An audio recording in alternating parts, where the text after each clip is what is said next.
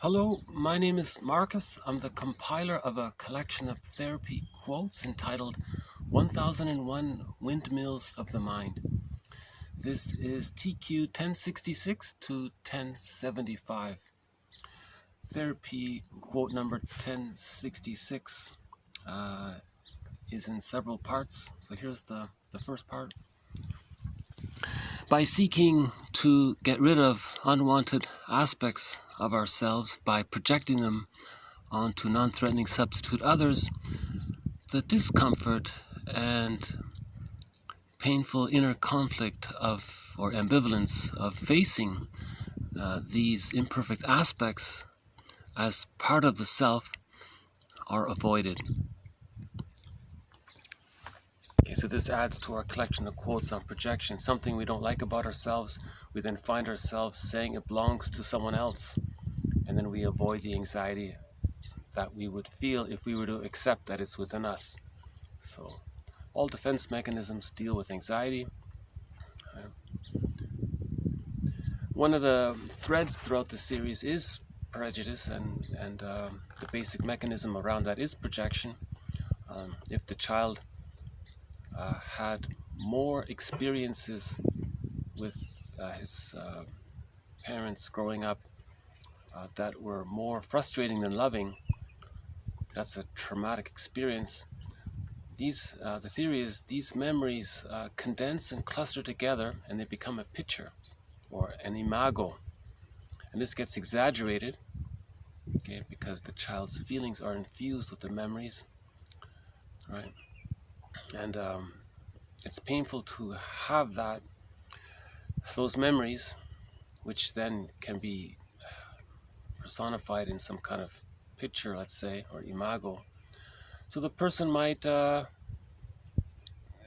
create labels for others. Well, that person is a that, or that person is a that.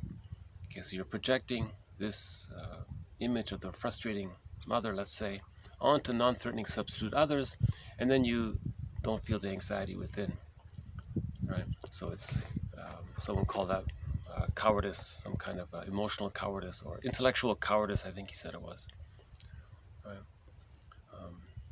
Being morally irresponsible or something. So, but just in general, if there's something we don't like about ourselves, we just find ourselves thinking that it's outside, and then we feel better, right? So what do? So part 2 says, we ask ourselves, what is being avoided by this projection? What am I not facing in myself that such recourse to projection is happening? What would I have to do in my own life space to make it more bearable to face my own problem? That's a sort of in the category of self-help, I suppose, or something for a journal. Yesterday we talked about journals. What is being avoided by this projection?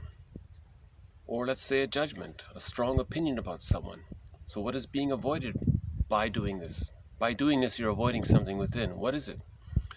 What am I not facing in myself that such recourse to projection is happening? Okay, so there's honest self-introspection, taking responsibility for ourselves, right? What would I have to do in my own life space to make it more bearable to face my own problems? Do I have to find a friend to talk to? Would the journal help? Should I go into solitude, or should I find some rocks? All right. Okay. To be around. Meaning, nature is soothing, it's comforting, it's calming. Then we can think more clearly. Okay, the third part here is, the positive and negative elements contained within a person's identity are often in conflict. This can be seen in many of our clients who are struggling and wavering between an acceptance of themselves as they are, and a degree of self-unacceptance. If the inner conflict is experienced as too painful, splitting and projection result. The core of the difficulty lies in the pain of accepting one's imperfections. So two important things, I think, are being said here. The emphasis that when there is something that's too painful, okay, the ego, okay, the part of the mind that can hold ambivalence, that can hold different memories together and think about it and reflect. If it's too much, then the mind splits them off, says that one doesn't belong to him, and it says it belongs to others. Okay? That's splitting and projection. Right? The core of the difficulty lies in the pain of accepting one's imperfections. See, if the parent didn't accept the child's imperfections, then we don't accept our own imperfections. We internalize our parents' attitude and then continue to treat ourselves the way we were treated. Right? So that's something that we seek to change. Right? Okay, the next part here. Each partner unconsciously seems to use the other as repositories for their disowned and repudiated identity elements, that which each has chosen not to be. This marriage collusion can, quote, spiral, each falling back on their defenses, each becoming more stubborn. I'm reminded of a fairy tale that Alan Chinen likes to tell called Stubborn Husband, Stubborn Wife. And that's a great story, by the way. I think, it's called Stubborn Husband, Stubborn Wife. There's one rendition of it told by Alan Chinen. His books were covered early in the series. He has 4 books. He compiled 4 books worth of fairy tales from around the world that sort of captured, he believes, the midlife crisis, right? The second emotional adolescence period, right? Roughly from, from 40 to 60, let's say, or from 35 to 55, that kind of thing. We'll just say 40 to 60, let's say. Yeah. So if you're between 40 and 60 and you want some fairy tales that metaphorically describes, again, myths and fairy tales are true on the inside, not on the outside. Alan Chinen's books are good, as well as the whole mythopoetic movement by Robert Bly and others. But so this one says here that in a marriage, one person is expressing what the other person doesn't want to know about themselves, and they're each doing it. So there's a kind of unspoken agreement there. Now this can spiral, meaning the expectation that the other person play that role continues, and the other person doing the same thing. Then the expectation increases. And I guess on average, is it 7 years, they say? By around 7 years, one or both get tired of this and say this is painful. They want to be more balanced. And if they don't talk about it, that can lead to the, it's too much, right? Remember, when something's too painful, splitting occurs. The previous part there. So it's an interesting way he phrased it. He said, again, each partner unconsciously seems to use the other as repositories for their disowned and repudiated identity elements, that which each has chosen not to be. So if one partner chooses not to be the one who talks about things, and the other person is the one who brings it up, and the other person chooses not to be the more organized one, right? So there can be a collusion there. Right? Helen Fisher calls it helpmates. They're just helpmates. The relationship is based on this arrangement more so than the mutuality of the full acceptance of each other in a thou kind of thing. Seeing the person as a whole, accepting them as a whole, rather than, well, we have this arrangement, you your personality is this way, that I don't have to face what you're expressing in myself. The other person does the same thing. This increases, this spirals, and then remember, the psyche seeks wholeness. We want to own. So the traditional self-help question is, what is it that you like about your partner? And then you realize that you have that yourself as well. That's called the golden projection. So the next one's talking about the golden projection. So projection is not only about things we don't like about ourselves. We can also project things that we like about ourselves, but we don't know how to own it. Seeing or projecting one's gold into another, golden traits into another. Unconsciously, this process can be a hopeful one for the individual, because in this way he may remain to some degree in touch with these qualities, which at a future time may well be reclaimable as a part of the self. There is a danger, however, that by splitting off and denying one's own positive qualities, or, quote, golden shadow, and attributing to others these positive qualities, they too undergo distortion and become highly idealized.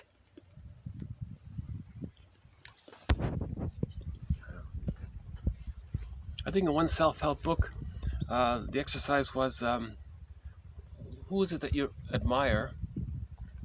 They said, then go call that person or even visit them and say, you know, I projected something positive about myself onto you. Can I have that back? So the other guy might say, what, you thought I was this and that? And you think you have that, and you're saying you gave that perception of yourself onto me by idealizing what you see in me? And now you want it back yourself? By all means. I forgot how it was worded. So I think the example was, I forgot the example. But it's an interesting exercise. It was just a device to get people, to make people aware of positive projections. Right? So think about your favorite rock star or something. If you had a chance, if you met him, you could say, I've idealized your confidence and your creativity and your success, and I feel like that I'm seeing those potentials in myself, but I just see it in you, and I think I overvalued it in you at my expense. Now I'm ready to own some of those qualities for myself. Can I have them back? And the guy might say, Jesus Christ. By all means, of course he wants the other person to have his own qualities back, right? Something like that, right? Okay. So I forgot the author, but he was trying to be creative to help people get in touch with their positive traits, right? So if there's something, remember, projection is confession. Prejudice is confession. Idealization is confession. I think one slogan is, if you spot it, you got it. If you see it in others, then you have it yourself, kind of thing. Just in general, right? There are exceptions. Robert Bly says, yeah, there's limits to this, right? Okay, so that was TQ 1066. Okay, next one's 1067. The costs of complicated mourning not only relate to personal suffering, they also extend into the family, social network, workplace community, and society as a whole. Persons who believe that the losses suffered by others do not concern them should probably not examine too closely the realities of, fill in the blank, all of which are among the many sequelae of complicated mourning. I'm including this as a follow-up to an earlier quote. One author said, in his opinion, the problems that people have is that they're not mourning, and And the main task of therapy is to help people mourn. But to do that, we have to face the unconscious ambivalence, right? Because we remember, if something's too painful, we engage in splitting. Something's either all good or all bad, and we deny one side. Well, that's not realistic. The mother was both good and bad, right? She was both satisfying and frustrating. We have to bring that back to that realization, right? And hold the ambivalence. And then if we can get to that point, we can mourn and get to whole object relations. But if the childhood was too painful, they're still using a splitting defense mechanism. Splitting precludes mourning. Right? And people don't mourn. And this quote here is saying, this topic of mourning, it's more important than we realize, because it spreads around. He doesn't mourn, he becomes a curmudgeon, he becomes a curmudgeon. They got all these curmudgeons around. No elders, just curmudgeons. It adds up, kind of thing, And he gave some examples of the cost to society. A lot of workplace inefficiency because people are grumpy and people are passive aggressive and people are irritable, and then they're not efficient in their work, and the relationships suffer, and then the community, and so on and so forth. So just a general sort of observation by another renowned therapist here about the high cost of not mourning our losses. That's a major thread throughout this series, the topic of complicated grief. The core of it is that the baby temporarily creates two images of his mother. His mother is being loving, whom he or she accepts. When the mother is frustrating, the baby deludes himself and says, that's not my mother, that's someone else. That's splitting. Even though it is the mother, he just tricks himself in a kind of mini psychosis, thinking that's not his mother, that's someone else. But by the age of 3, the child gets it, it comes together. But if it's too painful, in the unconscious, the splitting is still there, you see. So the main theory is that if the frustrating memories outweigh the loving memories, the splitting is still there. The loving memories with the mother need to outweigh the frustrating memories. Then the split images come together. By the age of 3, the child has whole object relations. Then the child can decaffect. His life force doesn't need to overly attach to the rejecting image of the mother.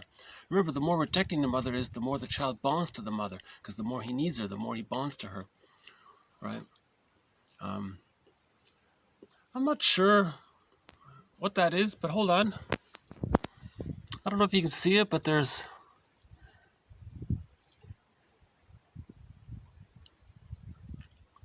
I'm not sure if it's a rock or just I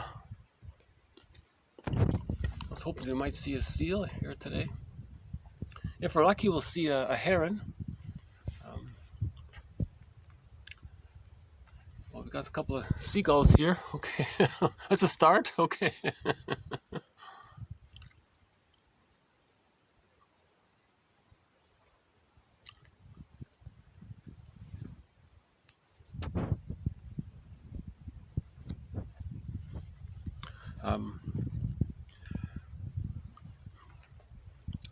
Yeah. So that's a major thread in this series, facing the unconscious ambivalence. We need to admit the reality. If a person has an insecure attachment style, they have to ask themselves, why do they have it? It's because the frustrating memories outweigh the loving memories, right?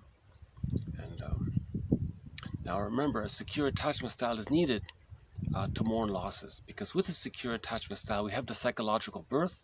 The plumb line comes to the self. We feel inner security. We have an internalized holding object. We have an internalized good object that gives us a sense of self, ontological security, right? Oh, hold on. I'm not sure what that is.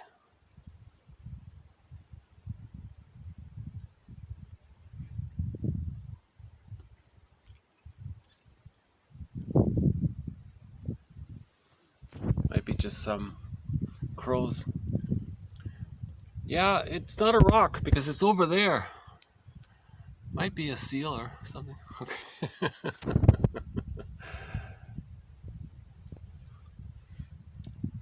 I don't seem to be able to zoom while I'm recording. I'm not sure how to. Maybe by I'll work on it. Okay.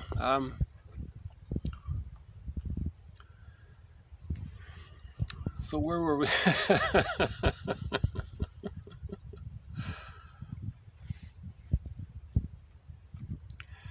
When the loving memories outweigh the frustrating memories, the split images of the mother come together, and that's called whole object relations. Okay, the child differentiates his identity from his mother. He has boundaries. He knows where he ends and where his mother begins, that kind of thing. That's called whole object relations. That's the foundation, that's the psychic structure needed to mourn losses later on. If a person doesn't ever mourn losses later on, right? Okay, hold on. Let's see. Well, I can show you a little recreational boating guy there. Okay.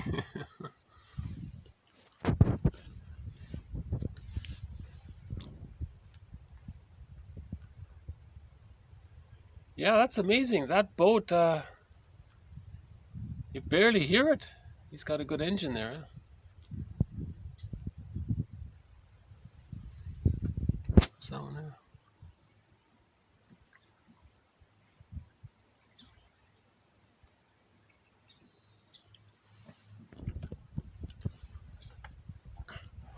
Right.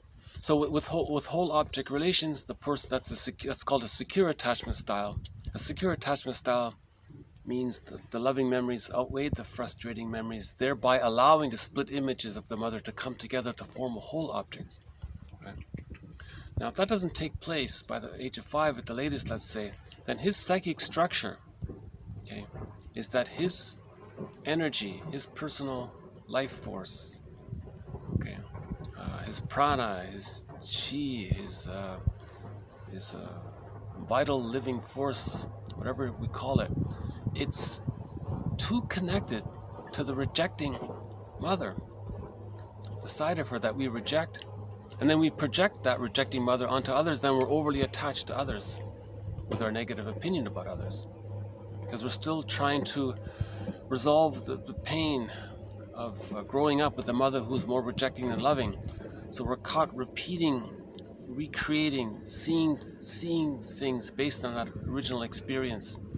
It's through projection and transference. Then we coax others to play a role, projective identification, right? And then acting out to enforce that, or to insist on seeing things that way because that preserves the psychic structure, and so on. So the core collection addressed this issue quite thoroughly a few times. So again, if the split images don't come together, that's called an insecure attachment style.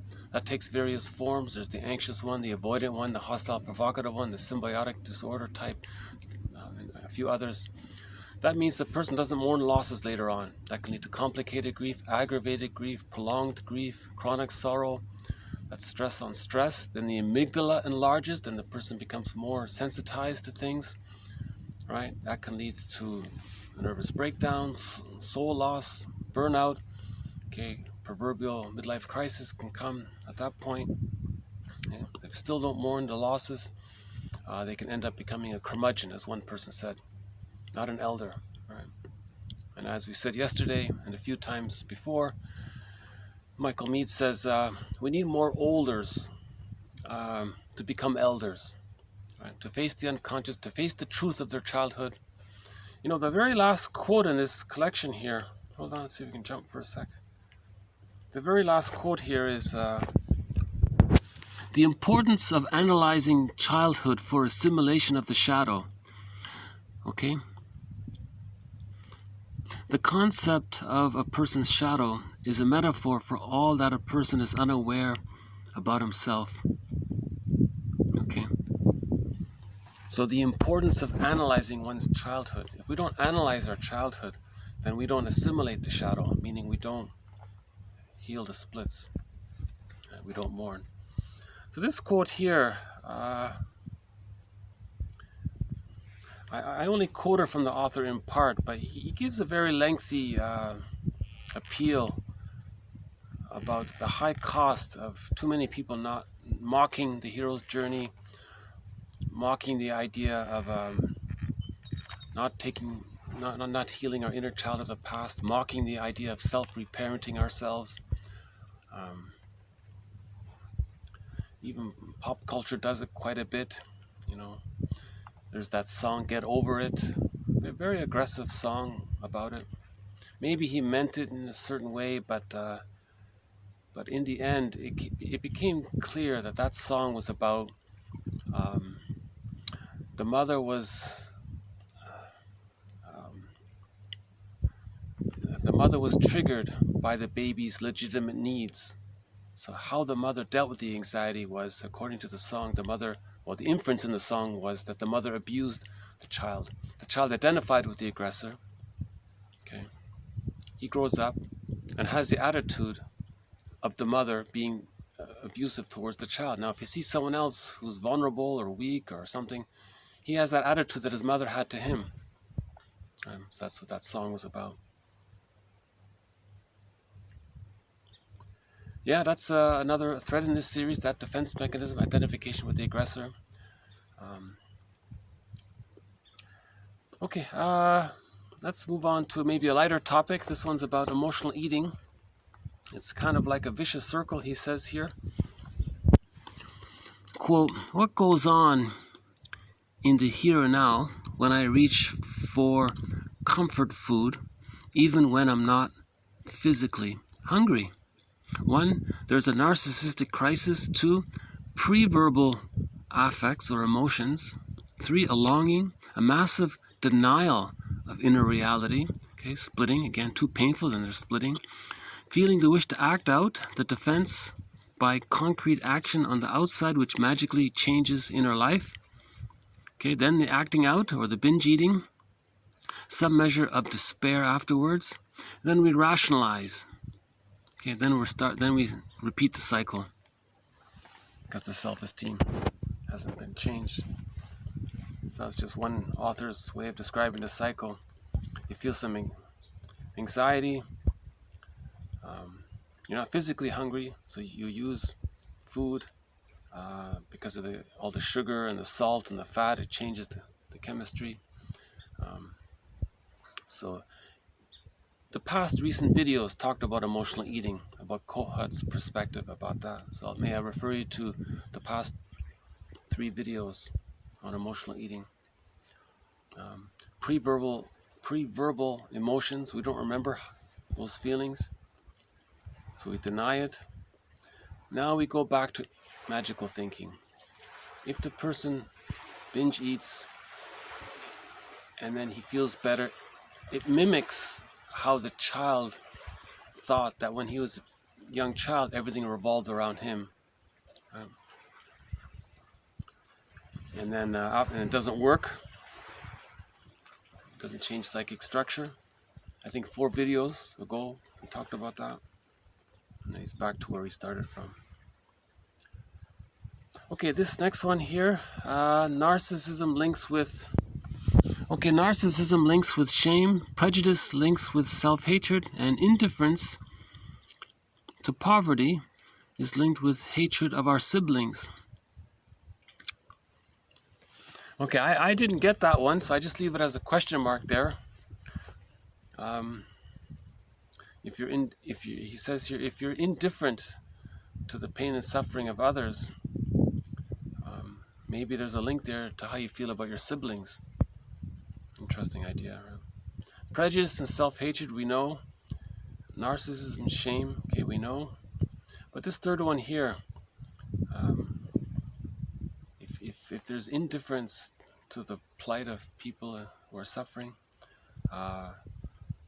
maybe there's a link to our real feelings towards our siblings. Interesting question. I'll leave it there as a question mark. Okay, a couple of more here. 1070. Masculine protest.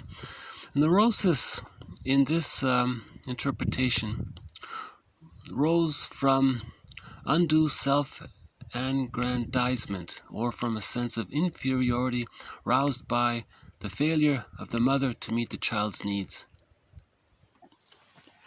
Okay, so we commonly say this, that Adler says this, that the superiority complex is a compensation for the true feeling of the inferiority complex reaction formation. But I include this one here because of the phrase masculine protest. I've never seen that one before. Okay, so this pseudo-aggression, this machismo, he calls it here the masculine protest. So the baby's angry at not getting his needs met.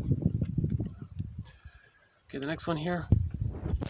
There was a mother or primary caretaker who at the core was emotionally insecure and who depended for her narcissistic equilibrium on the child behaving or acting in a particular way. This child had an amazing ability to perceive and respond intuitively, that is, unconsciously, to this need of the mother or of both parents for him to take on the role that had unconsciously been assigned to him. This role secured, quote, love for the child, that is, his parents' narcissistic cathexis. He could sense that he was needed, and this, he felt, guaranteed him a measure of existential security. Okay, the phrase here is narcissistically cathected children. While their intellectual capacities are left to develop undisturbed, their emotional lives remain quite narrow. In other words, when a parent uses the Jocasta style of mothering, okay, the child's cognitive skills can develop, but his emotional skills are split off and arrested. So this is one of the threads in this series. This question, why does a person with a PhD, a scientist, can be so advanced intellectually, but emotionally still be like an infant, right? So the theory here is that we've had a couple of theories. Rinsley offered one where the mother specifically rewarded the child for intellectual school achievements on the condition that he be loyal to her, right? So the child took the deal. So he became successful in academics, but he was always a mama's boy. So that's the Jocasta mother. So if the mother rewards the child's emotional dependency, and the mother punishes the child if he tries to leave her, we call that Jocasta style of mothering. But the mother may be okay with the child becoming successful academically, because that bolsters her narcissistic side. So this is sort of related to that here. The jargon here is that the child, instead of love, the child achieves narcissistic cathexis with the parent. Means the parent used the child as a self-object. Remember, the baby in the womb has its cord to the placenta. The placenta is a part of him. In the extended womb, the mother is a part of him. Then the breast mother is a part of him. This continues. Right? So the mother's offering this narcissistically cathected connection to the child, to the mother. Right? So the child has to connect. Right?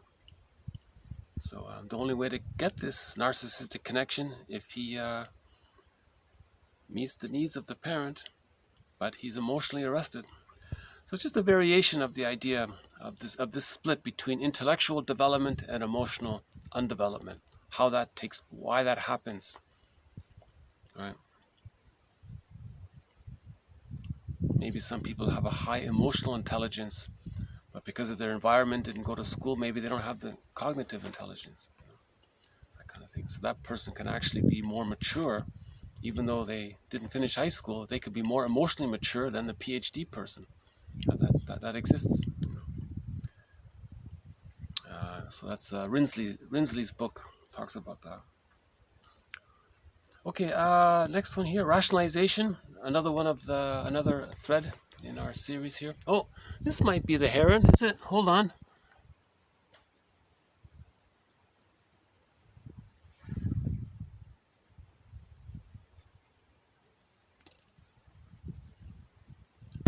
No, I can't tell. I don't think so. No.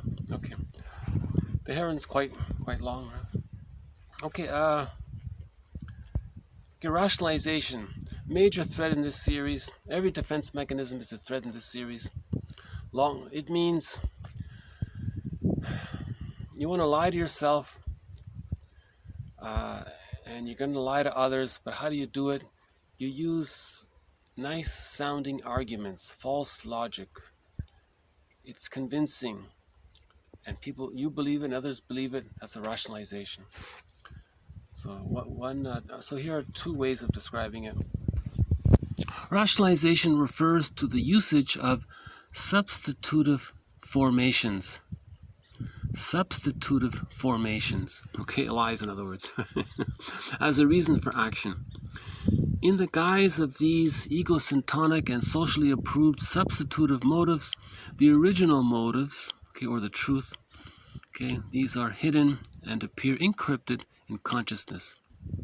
Or another way of saying it is, rationalization, a defense mechanism of the ego whereby a feeling of guilt or other unacceptable attitude of the self in relation to one's conduct is negated by some form of reasoning in justification of that conduct which, though superficially cogent from the standpoint of ego, is in substance fallacious. Okay, although it's superficially understandable from the standpoint of the ego, there's that false logic. Superficially understandable from the standpoint of it's consistent within its own argument, within its little lie there, but it's that's what we mean by rationalization. It's an elegant lie, you know.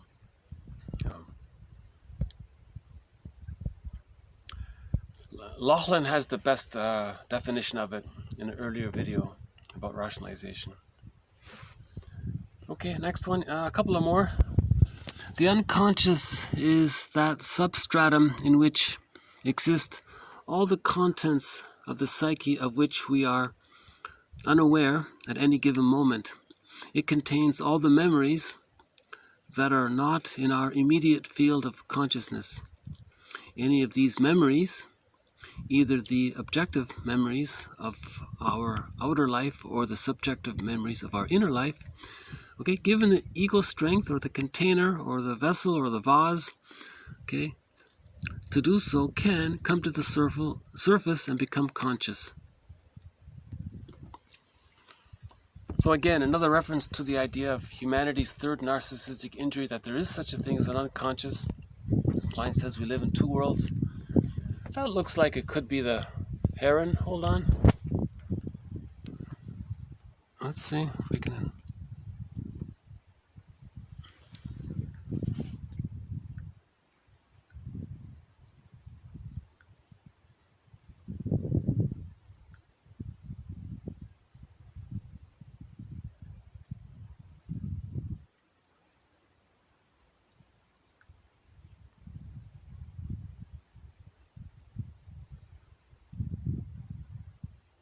Okay.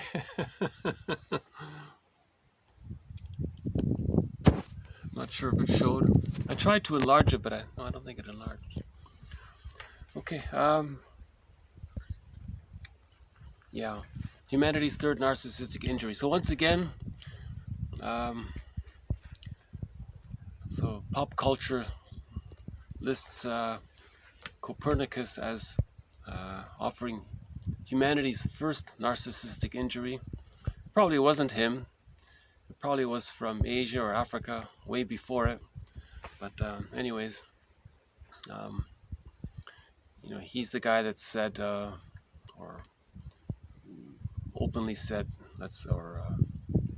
yeah. Anyway, so he told everyone that the Earth is not the center of everything. meaning that implied that humans aren't the center of everything, right?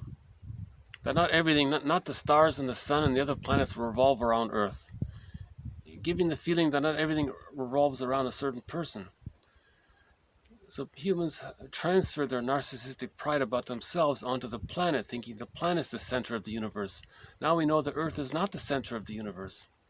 It's just a little star floating.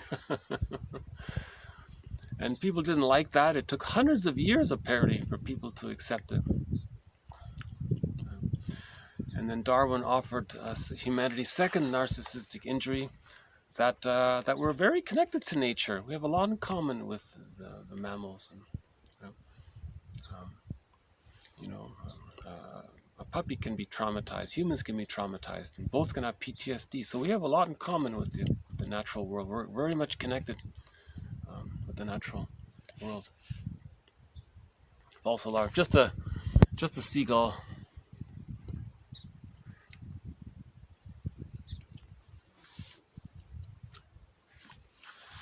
And then humanity's third narcissistic injury is the open acknowledgement of the idea that man is not master of his own mind, that the mind has two parts, the conscious mind and the unconscious mind. And a lot of what we do, so much of what we do is influenced by the unconscious mind. Why did we choose this person, right, to marry? They're emotionally unavailable. Why did we choose? The unconscious chose them. Because the mother was narcissistic, or the father was narcissistic, so we wanted a partner who was narcissistic to master the trauma of growing up with a narcissistic parent. The unconscious made that decision. So that's humanity's third narcissistic injury, that we're making decisions based on the unconscious. Consciously, we wouldn't marry a narcissistic person, one who treats you like a thing and ignores you and has contempt for you. Who would do that? Right? That kind of thing. So he's saying that, so we've been using Robert Bly's metaphor all along of the unconscious. So Robert Bly says everyone has this bag that we drag behind us, and in this bag is the unconscious, sometimes called the second self or the stranger within. One person calls it the skeleton. He says that you want to welcome the skeleton to the fireplace. Give him the best seat and treat him as an honored guest who has a right to be. He's a wise teacher, and he's there to teach you that there's a conquest of the self when you own the shadow, right? See, it's a shadow work, right? And there are numerous metaphors to describe the shadow. Just some seagulls, all okay. Robert Bly quotes one poet who says, there's someone who's not like you, but he is you. Another one is, there's someone living my life, and I know nothing about him, and he's you. And in literature is the motif of the double. In that story about the student of Prague, the guy was arguing with another, it was a sci-fi story. He was arguing with another person, not knowing that this other person was him. He represented everything about him that he didn't know about himself. And when he hurt that person, he was hurt. He never made the connection. So it was a metaphor to highlight that we have an unconscious, right? And we're responsible. Burglar is very blunt. He says, you're responsible for your unconscious. Whoa, that's quite a challenge. Burglar is the one that makes the most provocative direct statements. May I refer you to yesterday's video? There's a little bit of reference about Burglar's work.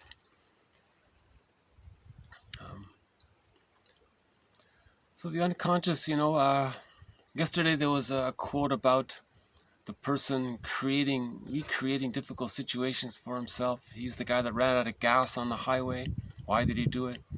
Maybe because he wanted to be reminded that he's alone and abandoned as a child. So he recreated that alone, abandoned feeling, kind of thing. So if we heal the unconscious, then our internal world is better. And we had that movie called Two Worlds, that French fantasy sci-fi movie called Two Worlds. 2007, I think, 2005 or 7. And we saw in that fantasy movie, when the guy healed his internal object relations world, when he healed that fantasy world, he was zoomed back into the present, and his interpersonal world in the present got better. And in the movie, he transported back into these two different time zones. So he was transported into this mythological realm, and he had relationships there. And that was a metaphor for facing his childhood memories. As he faced his childhood memories and things got better there, he was zoomed into the present, and his relationships got better in the present. And you saw him getting more confident as the movie progressed. That was a very good, it's a good movie, a good enough movie. It made clear the idea that we live in two worlds. And the movie's called Two Worlds. Two worlds, maybe based on Melanie Klein's quote. She says we live in two worlds. Right? The internal object relations world, once again, Fairbairn's endopsychic structure. So imagine in this internal object relations world, it's invisible, but by inference we create this metaphor that in this world, which myths and fairy tales try to describe, there's a fantasized personification of a cluster of memories of when the mother was loving. So there's the goddess image, okay, connected to a self-image that's loved. Okay. So that's one relational unit: loving mother, loved self. Okay. Now you have a fantasized personification or image or imago of the times when the mother was alluring, promising. You know, you thought the baby thought he was going to get his needs met, so she was alluring. All of those times when the mother was tantalizing and alluring, those memories come together, and there's a fantasized personification of those cluster of memories as some kind of seductress type of character, linked to a part self-representation of a person who's so hopeful and so excited to get his needs met, but they never are. That's another relational unit. Another relational unit is the rejecting mother. So any frightening character, witch in a fairy tale or myth, that's the rejecting mother, linked to a self-representation that's devalued and harmed and hurt and all that. Okay. Now, by the way, Fairbairn says the enticing mother and the rejecting mother are two aspects of the bad mother. Right. So you have the good mother on one side and the bad mother on one side. Now the bad mother is sub-split into the enticing and rejecting. Yeah. So that's the endopsychic structure during the first of trauma. That's what we want to heal. We want to heal this internal object relations world. Prior to its healing, these 6 characters, okay, goddess mother, loved self, happy child, okay, seductress, and highly excited self, okay, rejecting. Fairbairn says, when you're, there's that self-help book. They advise women, be alluring and then be rejecting. That's how you catch the guy. See, she intuitively is appealing to this thing, right? The book is called Why Men Love Bitches, right? A popular self-help book. Unflattering title, but the advice was, be promising to the guy and then don't call him for a week. Be rejecting. Then throw him a crumb and then reject him. Be alluring and then rejecting. Because that's what the mother did to that person. You see? And a lot of men experience that. And they're trying, and they'll be attracted to that. So women are said, you want to catch a guy? Do that. And you catch the guy. And the guy will be attracted to that because he's trying to master the trauma of having a mother who is mostly alluring and rejecting more than satisfying. Yeah. So in the insecure attachment style, we have these 6 characters. Okay, the other as being loving, the other as being enticing, the other as being rejecting, the self as being loved, the self as being enticed, and the self as being rejected. Okay. Now we can project any one of these 6 characters in any combination, in any order, any time, and flip them around. And we can identify with any of them, and we can flip them around. So it's chaotic there. The positive intention is to heal all this. Right? So a man who thinks an attractive woman is like an enticing seductress, he's projecting that character onto the attractive woman, to maybe just an ordinary attractive woman, but she's a goddess, or a siren, or a seductress. He's projecting that, and he's so entranced, and he's hypnotized, spellbound. That song. We had a song by Triumph before called Spellbound. He was spellbound. So he's projecting the image of the mother as being enticing, alluring, onto the other woman, and now, like the baby, was entranced, needing to get his needs met. Now, sometimes the woman can identify with the rejecting mother. See, the woman can be both. She can be the enticing woman and then the rejecting woman. So she can identify with both. Right? The Don Juan would probably do something similar. Right? Attract a woman and then leave her, kind of thing. So on. So it's interesting, so the goal of therapy is to heal the internal object relations world. Those 3 images of the other, we want to bring them all together into one whole realistic image of the mother as being both loving and frustrating. But we got to the point where we forgave our mother, we understood her. Okay, now we can bring the images together and have a whole object relation. So we have to forgive the mother. The bottom line is we have to forgive the mother. How do we forgive the mother?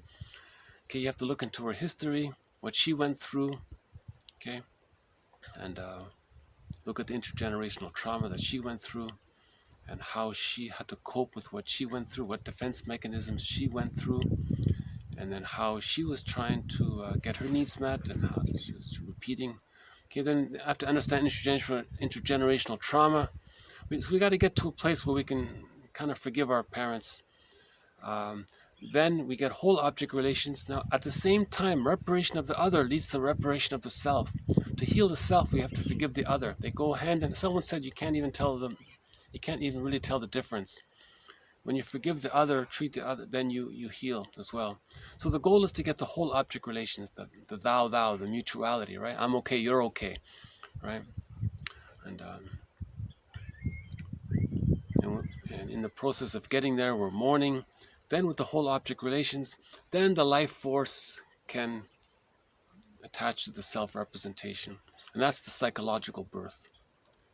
Man's main task is to give psychological birth to himself if he didn't get it by the age of 3. The child's meant to get the psychological birth at the age of 3 with a secure attachment style. But if he didn't get the secure attachment style, he didn't achieve the psychological birth. He got the biological birth, but not the psychological birth. The psychological birth takes place later on. The psychological birth doesn't take place at the moment of actual physical, biological birth. Right? So Mahler makes that clear. Right? So there's a difference between biological birth and psychological birth. Psychological birth takes place at the age of 3 when the loving memories outweigh the frustrating memories and the split images come together to form whole object relations. That's the sense of self, ontological security. That's the psychological birth, and the life force cathects to the self-representation. And then when the life force cathects to the self-representation, then we have what Masterson says, access to the real self, the part of the self with various capacities. The capacity to form warm and loving relationships, to have intimacy, the capacity to know your unique wishes, the capacity to feel okay to be successful, the capacity, and so he lists about 10 capacities. So may I refer you to an earlier video on Masterson's work. Now, yesterday we awarded a Golden Windmill of the Mind Award to Masterson's book, To Search for the Real Self. So just once again, we've issued 7 Golden Windmills of the Mind awards up to this point already. Okay, the first was given to the comedy film Bob and His Enlarged Amygdala. Okay, we have another one given to an animated film, about a half an hour long, 1979. The director is Vadim, forgot his last name.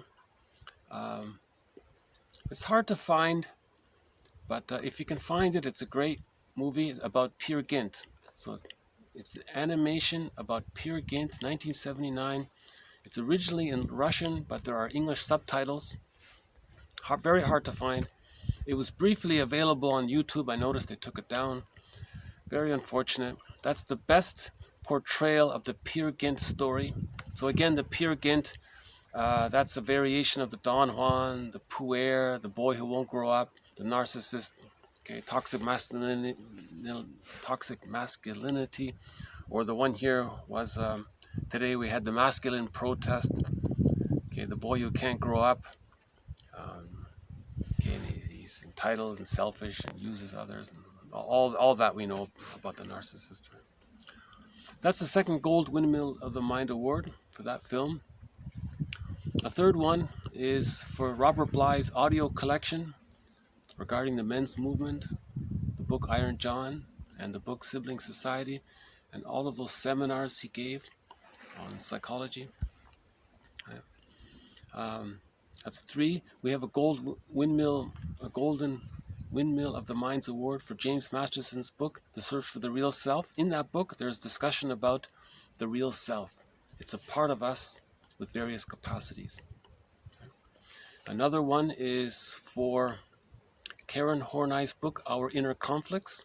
Another one is for Rollo May's book, The Cry for Myth. And another one is for Ursula Le Guin's rendition of the Tao Te Ching, the poems there. So I think that's 7 or 8. Yeah. I think that's 7, right? Hold on. Is that 7 or 8? We got 2 for the 2 movies. Bob and his enlarged amygdala.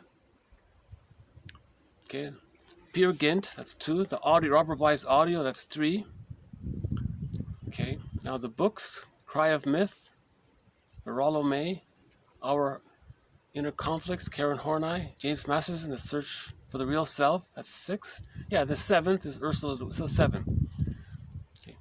So she has the book and the audio. There. So we have 7 Golden Windmills of the Mind Award issued already. Okay, so that's about the unconscious. Speaking of Robert Bly, he doesn't know why he made that choice, but his inner child knows. He makes to make the point about the unconscious, he makes a dramatic comedy. He made a joke about it. He said that somebody got married, but they didn't check in with the unconscious. The person got married, the unconscious rebelled, and then he had a problem and got divorced. The lesson was, before you get married, you got to check in with the unconscious. Now his joke was, the person, he called it the platoon. He said, you got to talk with the platoon. So the captain married the girl, but he didn't check in with the platoon. So he says, before you get married, you got to talk with the platoon. He meant all that energy. He was trying to emphasize that there's a lot of energy in the bag. That was his idea there. He doesn't know why he made that choice, but his inner child knows. So the inner child is another way of talking about the unconscious. Okay, we've got one more here. The importance of analyzing childhood for assimilation of the shadow. Okay, that phrase really captures it. In order to assimilate what we don't know about ourselves, the moral revolution, okay, to heal our inner child, to heal our internal object relations world, okay, to take responsibility for our second self, to take responsibility for ourselves. To know thyself means to know both the conscious self and the unconscious self. So that's the moral revolution, is to know thyself. To do that, there's the importance of analyzing childhood in order to assimilate, to integrate, to re-own, to become reunited within. Remember, in a myth or fairy tale, when there's a wedding, that's a metaphor of reintegrating something that you don't know about yourself. Okay, the female character, that represents something that you don't know about yourself. That's the feminine quality. Okay, your feelings, because all of our feelings go in there. Okay, and the masculine image, that character, that's your consciousness. That's the active consciousness. So you got the cup and the water, right? or the wedding. Woodman talks about this, about the inner wedding, inner marriage. Merriam Woodman. Yeah, that's a good book. Addiction to Perfection. That's her most famous book about emotional eating.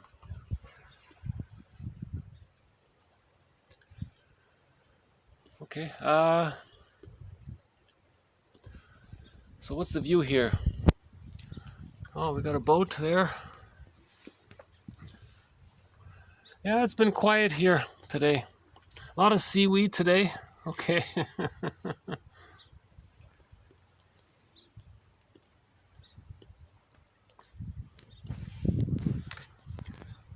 So I guess I'll just leave it here. So this has been my third outdoor video. I think, so by the way, all of the quotes beyond 1001 are bonus material to the core collection. The core collection is TQ1 to TQ1001. So that's 1001 Windmills of the Mind. All of the quotes beyond 1001, that's bonus material. But this bonus material, it's in the core collection. So if anyone makes the request by donation for the collection, it'll include these quotes as well. So all the bonus quotes are included. Okay, so we'll just close up with our theme song here. So this series is named after this song, Katja Epstein's rendition of Windmills of the Mind. By the way, Diana Ross has a new song called Thank You. So it was very interesting that late in her career, she wrote a song called Thank You, expressing gratitude. That's the sentiment of an elder, to have that ability to express gratitude. See, that's a sign of psychological health, if you can express gratitude. You know, if you can really express heartfelt gratitude, that's a sign of psychological birth. That's one of the capacities of the real self. Remember, people with an insecure attachment style, they're still battling with their mother. Their main emotions are envy, greed, spite, vindictiveness, schadenfreude, right? They're still angry, right? The curmudgeon, they don't have gratitude, right? A person with a narcissistic pattern, they don't ever say thank you. They don't even make requests. They provoke others to make the request. You know, they can't even ask. So they're still in battle with the mother. And so Diana Ross here had a good career, a long career, and she was saying thank you. It's a nice little song. I think it'd be a copyright problem here if I played it, but it just came out.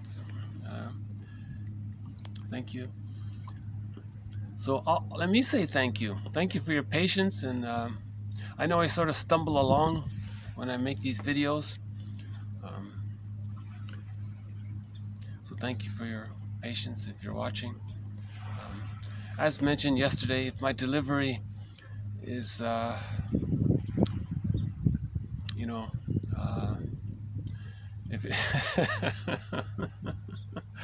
if my delivery is maybe too much or something, then just by all means stick to the copy, paste the quotes, write them out, print them out, do something with the quotes.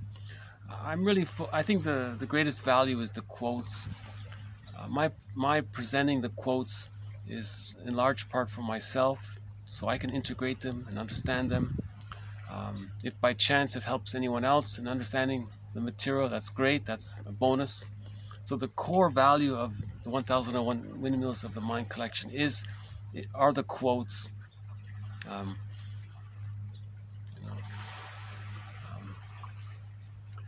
You know, my personal goal is to be able to deliver this material in a very in a confident way. That would mean to myself that I've integrated some material. So this is part of my journey. being able to present this material. It's complicated material sometimes, you know, to be reminded of this stuff. Okay, now that the noisy now that the boat has passed, I'll play the song here. So once again, this is the theme song to 1001 Windmills of the Mind. Katja Epstein. Great song. I love this song. Nachts, wenn die Straßen plötzlich still sind, wenn die Stadt auf einmal schweigt, wenn aus steinernen Kaminen stumm der Mond zum Himmel steigt, wenn es hier in meinem Zimmer leer und einsam wird mich, suche ich in den dunklen Schatten die Erinnerung an dich und ich fühle, wie ein Augenblick zur Ewigkeit gerinnt, wenn das Spinnrad meiner Träume links zerrissene Fäden spinnt und sich leis zu drehen beginnt, wie sich Mühlen drehen im Wind.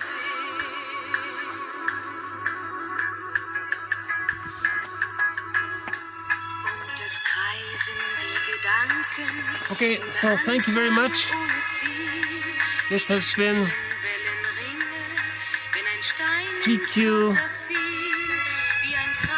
1066 to 1075. We started off with a little bit about projection. What is being avoided by this projection? So when you're projecting, you catch yourself and ask yourself, what is being avoided? What am I avoiding by this projection? By the use of projecting, by making these strong judgments, this person is that, this person such and such. What are you avoiding by doing that? Projection is confession, right? Prejudice is confession. We're talking about ourselves, but it's painful to think it or feel it, so we project it, then we feel better if it's outside. It's called externalization. You think it's outside, then it's not to you. It's not within you. And that's why we project, to not face it within. Right? What is being avoided by this projection that I'm making? Or what am I not facing in myself? That such a recourse to projection or prejudice is happening. So this is honest self-reflection. These are good questions. Okay, and the third one here, what would I have to do in my own life space to make it more bearable to face my own problems? If you're living a very stressful life, if maybe you got to make a lifestyle change, and, you know, and slow down a little bit.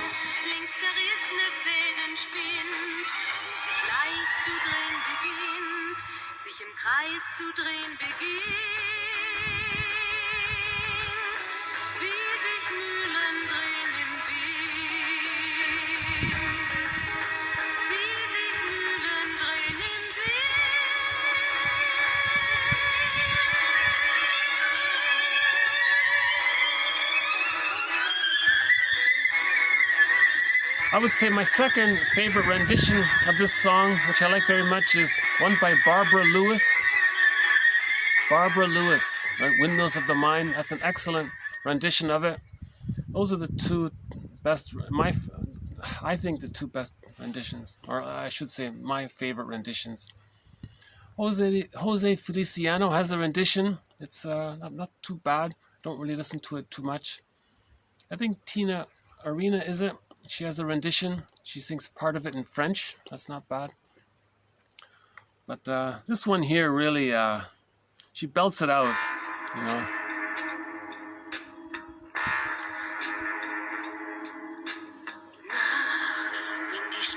About the relationships, how it spirals.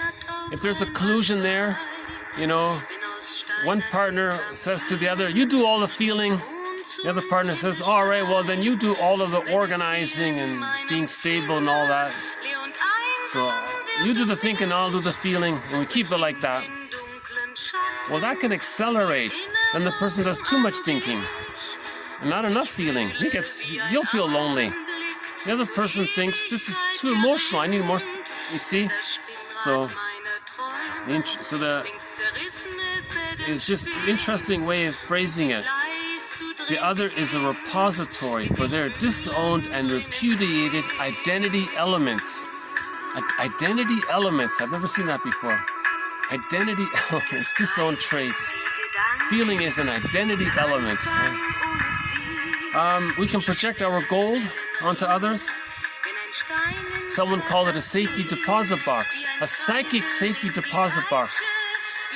If your favorite celebrity is such and such, you're using that celebrity as a psychic safety deposit box for that in yourself. Just a seagull here.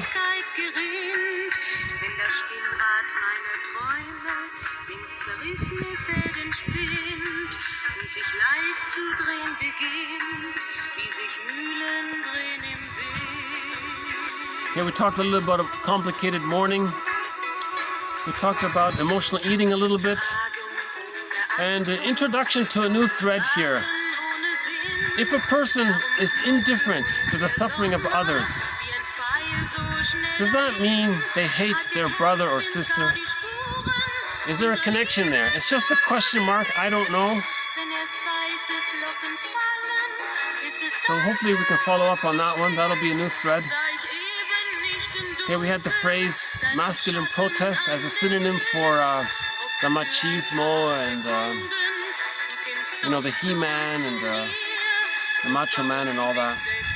The superiority complex as a masculine protest against the mother not meeting the person's needs when they were a child. Okay, we had one more quote about theory around why a person can develop cognitively, intellectually, and become a scientist, but cannot travel alone, for example. They're afraid to be alone. You would need a certain amount of emotional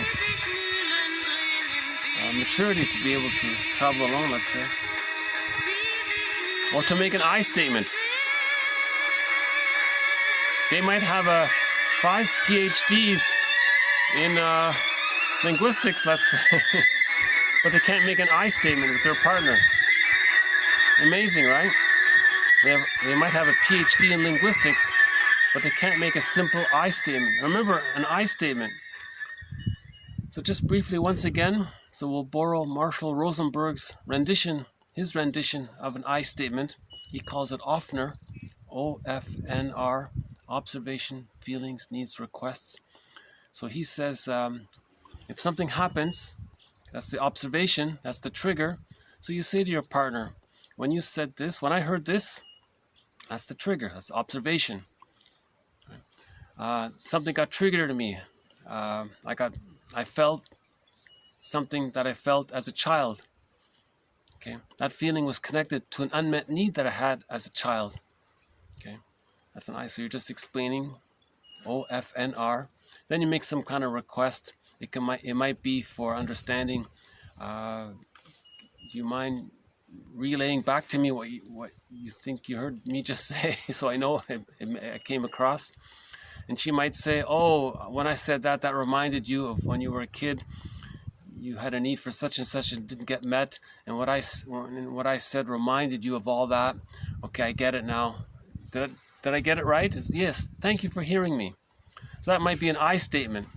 So a man has a PhD in linguistics, but he can't make that simple I statement, right? So he can go to YouTube, look up NVC, Marshall Rosenberg. He has a book called The Language of Life, Nonviolent Communication, The Language of Life, or Compassionate Communication. I'm still amazed at how he built his entire career around one exercise, teaching people how to make an I statement. And that was it, right?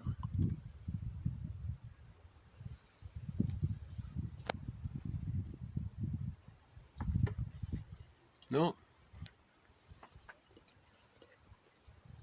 No? Okay. Yeah, that's a good book. I'm tempted to. I'll think about it. Let me think about it if that deserves a Golden Windmill of the Mind award. It's a good book nonetheless. It's not really psychoanalytical, so maybe not. But it's a very good self-help book in general.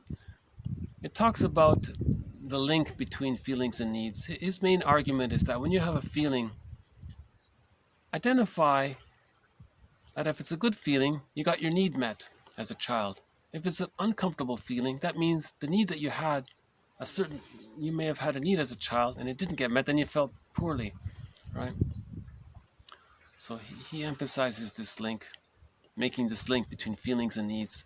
Some people, they have a feeling, and his idea is, you can even think about it in the present. Do you now have a need for understanding of something, or a need to be heard or something? Really, he's talking about the childhood, but as an emergency situation, as a band-aid, you might say, I see that you're upset. Do you have a need for understanding? Oh, okay. Something simple like that might do it, right? But his real intention is to get people to make I statements, OFNR. Okay. So that can save a lot of marriages if the two can make I statements together. Okay, we talked more about rationalizations. I like this phrasing here. He said that the artificial logic, the superficial logic, is understandable from the standpoint of the ego, but the substance is all a lie, right? Okay, one from Robert Bly here, and the importance of analyzing our childhood. So you have to put yourself on the couch, right?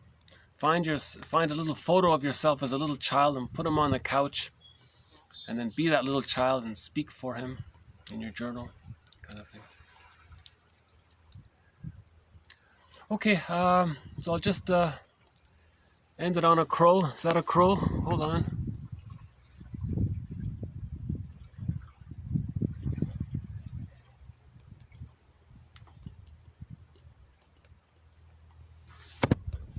So we still haven't seen a seal yet, but sometimes a seal does make an appearance here. I feel like more could be said, but I think I'll pause it here for now.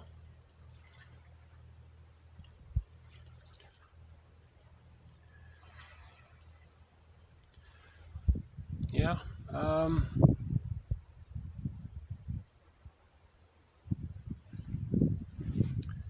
Yeah, so we started a new thread here. I'm very curious about that, this indifference to poverty. Someone said that, this would imply, if there is a link between indifference to poverty and anger towards our siblings, this would imply that if we can heal our relationships with our siblings, that would imply there'd be more caring for others, right? Because then we wouldn't be vicariously transferring our hatred toward our siblings onto non-threatening substitute others unconsciously. So we have to forgive our siblings. Not too many people talk about we always talk about forgiving our parents. What about forgiving our sister or brother? Because sometimes the siblings become substitute parents, right? Sometimes the sister becomes like a substitute mother for the youngest son, So we have to forgive the sister. Maybe that's the real issue. Maybe the sister was the true mother in the family. So we have to forgive the older sister, Or maybe the older brother was the primary parent for the younger child. So let's forgive the siblings. Right? So what would happen if we forgave our siblings? There'd be more love. There'd be more love and feeling in this world, wouldn't there? Right. Okay. On that thought, I'll leave it here for today. So thank you again once more. This has been TQ 1066 1075. More to follow. Bye for now.